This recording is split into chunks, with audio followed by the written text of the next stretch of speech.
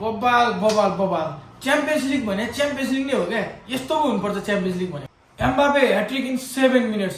Champions लिगको सबैभन्दा fastest hat-trick गर्नेमा सेकेन्डमा रेकर्ड राखेको छ एम्बापेले।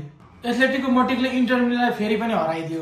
2024 को राउन्ड अफ 16 म्याचमा एथलेटिको मड्रिड र इन्टर मिलान 2-2 एग्रिगेट अनुसार पेनाल्टीमा गएर इन्टर मिलानले एथलेटिको मड्रिडसँग हार बेहोर्नु परेको थियो। त्यसैगरी बायर्न म्युनिखलाई नि आर्सेनलले 3-1 को लिडमा जित्यो यार। यो पनि बबाल टफ म्याच थियो, बबाल म्याच थियो। कसैले भनिरहेको थियो बायर्नले जित्छ, कसैले भनिरहेको थियो आर्सेनलले जित्छ। त आर्सेनल पनि बबाल फर्ममा छ क्या यो सिजन। 6 पोइन्टको साथ प्रिमियर लिगको टेबल टपमा छ भने सेकेन्डमा चेल्सी छ। जुबिमेन्डी, एजे गेपेरेज साइन गरेर आर्सेनल पनि यसपालि बबाल गरेको छ। यो हो क्या राम्रो साइनिङ भनेको। च्याम्पियन्स लिगमा 5 म्याच अनबिटन रहेको छ आर्सेनल। अब कुरा गरौँ लिभरपुलको। लिभरपुल डिजास्टर यो सिजन। विज, फ्रिङफङ, इसाक र इकिटेके 4वटा ठुलो साइनिङ गरेपछि पनि लिभरपुल एकदम डिजास्टर बन्न पुगेको छ। प्रिमियर लिगको त कुरै नगरौँ 12औं नम्बरमा पुगेको छ भने च्याम्पियन्स लिगमा पनि हिजोको पिएसबीसँगको 4-1 को हारपछि च्याम्पियन्स लिगको टेबलको 13औं पोजिसनमा पुगेको छ। रिसेन्टली भएको 12वटा गेमहरूमा 9 गेम हारेको छ यार लिभरपुलले। 2 worst season for Liverpool. Vitinha hat trick versus Tottenham, one of the best midfielder in the world right now. यो म्याचको नि कुरै नगरौँ। यो म्याच पनि यति इन्ट्रेस्टिङ भएको थियो कि पिएसजी 5 गोल, टोटेनहाम 3 गोलमा समाप्त भएको थियो। यो म्याचमा भिटिनाले पनि एउटा रेकर्ड बनाएको छ। उसको यो क्लब क्यारियरको पहिलो ह्याट्रिक थियो। Wonderful performance by Portuguese midfielder. Vitinha चाहिँ बबाले हो क्या, बबाले हो। उसले धेरै राम्रो गर्यो हिजो। कुरा गरौँ आर्सेनल र बायर्न म्युनिखको। यो म्याच पनि एकदमै टफ थियो र बबाल म्याच भएको हो। मैले पनि सोचिरहेको थिएँ कि सायद बायर्नलाई यसरी यति धेरै पोइन्टले चाहिँ हराउँछ जस्तो लागेको थिएन मलाई पनि। तर म्याच चाहिँ बबाल नै भयो। आर्सेनलले सोचेको जस्तो खेलिदियो। हुन पनि मैले अघि पनि भनिसकेँ आर्सेनल अब यसै पनि प्रिमियर लिगको टपमा छ।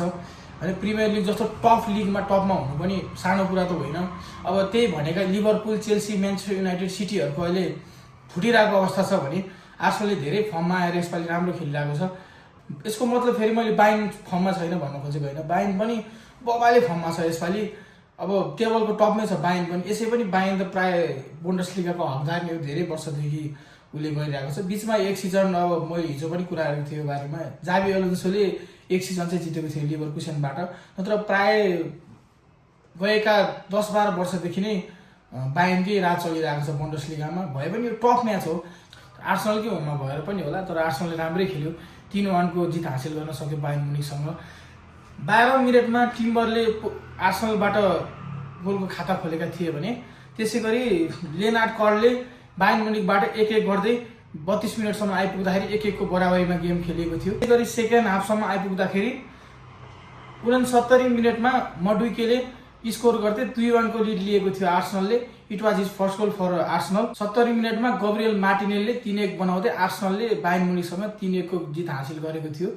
लास्टको गोलमा अलिकति मिस्टेक नै थियो न्युयरको, किनभने न्युयर धेरै नै डिबक्सभन्दा बाहिर धेरै नै अगाडि आएको थियो। यसै क्रममा गब्रियल मार्टिनेलले उसलाई ड्रिब्लिङ गर्दै अगाडि लगेर फिनिस गरेका थिए। अब योभन्दा अगाडिसम्म चौथो राउन्ड 4सम्म आइपुग्दाखेरि बायर्न र आर्सेनल फर्स्ट र सेकेन्डमा थिए भने अहिले आर्सेनलको जितसँगै आर्सेनल च्याम्पियन्स लिगकै टप 1मा पुगेको छ भने बायर्न तेस्रो स्थानमा झरेको छ।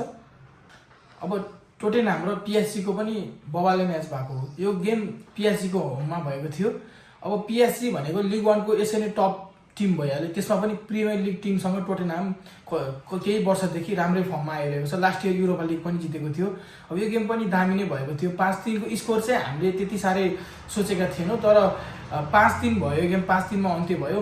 गेम बबाल नै भयो। सुरुमा रिचार्ल्सनले 35 मिनटमा गोल गर्दै टोटेनहाम हटस्परलाई 1-0 को अग्रता लिएको थियो भने भिटिनाले ड्रिब्लिङ गर्दै डिबक्स बाहिरबाट चार्ज गरेर पिएसजीलाई 1-1 को बराबरीमा लिएको थियो हाफ टाइम अगाडिसँग।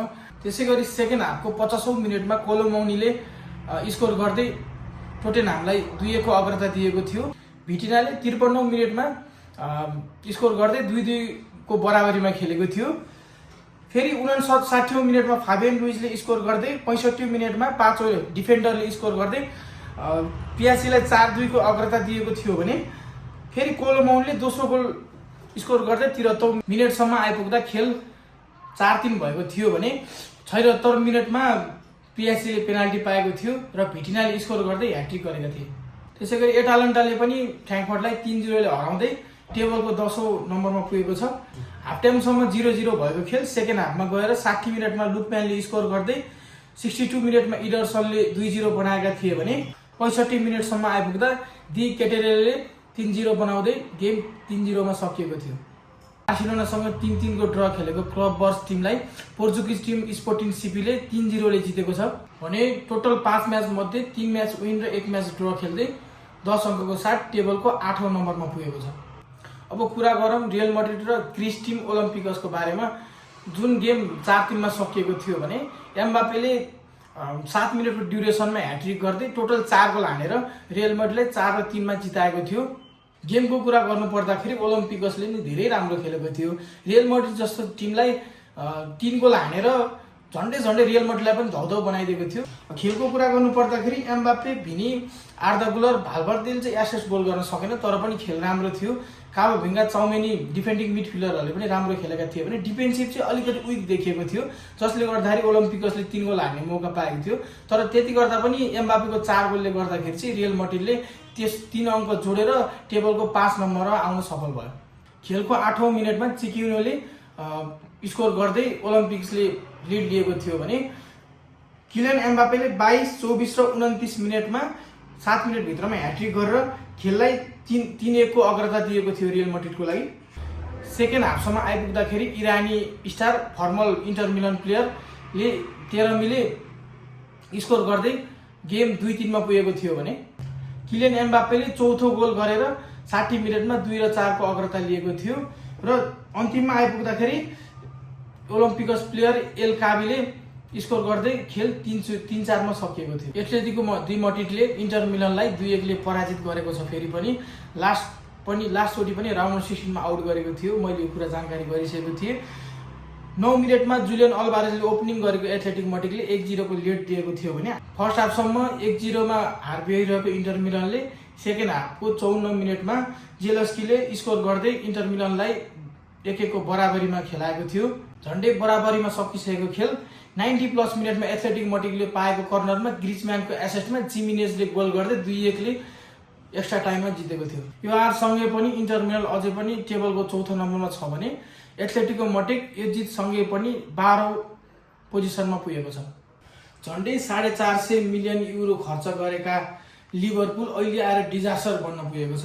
उसको लास्ट 12 म्याचमा 9 म्याच लस्ट भएको छ। हुन त प्लेयरहरू जतिसुकै खतरा भए पनि आफ्नो फर्मल टिममा जस्तो खेल्न त सक्दैनन् भन्छन्। अलिकति टाइम त लागेको होला सायद, नयाँ म्यानेजमेन्ट, नयाँ प्लेयर्स, नयाँ फर्मेसन, त्यसले गर्दा पनि होला। तर कुनै प्लेयरहरूले पहिलो सिजनमा आए पनि राम्रो देखाएको छ। जस्तै हामीले एक्जाम्पल हेर्न सक्छ, आर्सेनलले पनि 3टा नयाँ प्लेयरहरू साइन गरेको थियो, उनीहरूले राम्रै देखाइरहेका छन्। तर लिभरपुलको 450 मिलियन युरो खर्च गर्दा पनि यति डिजास्टर बन्न पुगेको छ। 450 मिलियन युरो खर्च गरेको लिभरपुल वर्ल्डको टप 1 लिग प्रिमियर लिगमा खेल्ने टिमले वर्ल्डको टप 5 लिगमा पनि नपर्ने डच लिगको पिएसपीसँग 4 गोल खाएको थियो, त्यही पनि आफ्नै होममा। पिएसबीले सुरुकै 6 मिनेटमा पेनाल्टी पाएको थियो।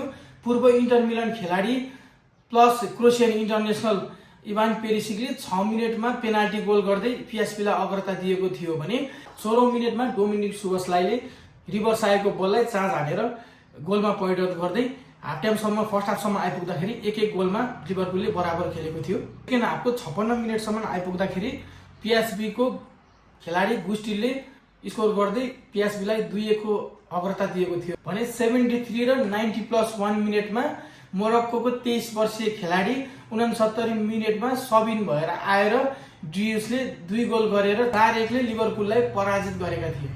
गैराती भएका च्याम्पियन्स लिग म्याचका स्कोरहरू यस्तो थिए। तपाईहरुलाई कुन म्याच मन पर्यो, कुन टिमलाई सपोर्ट गर्नुहुन्छ, प्लिज कमेन्ट बक्समा लेख्न नभुल्दिनु होला। यसरी नै फुटबल सम्बन्धी अरु म्याचहरूको पनि जानकारी लिनको लागि, रिभ्यू हेर्नको लागि लाइक, कमेन्ट र सब्स्क्राइब गर्न नबिर्सिनु होला। तपाईहरुको सानो हेल्पले गर्दाखेरि मलाई भिडियो बनाउने इम्प्रुभमेन्ट र मोटिभेसन हुन सक्छ। धन्यवाद। तपाईको दिन शुभ रहोस्।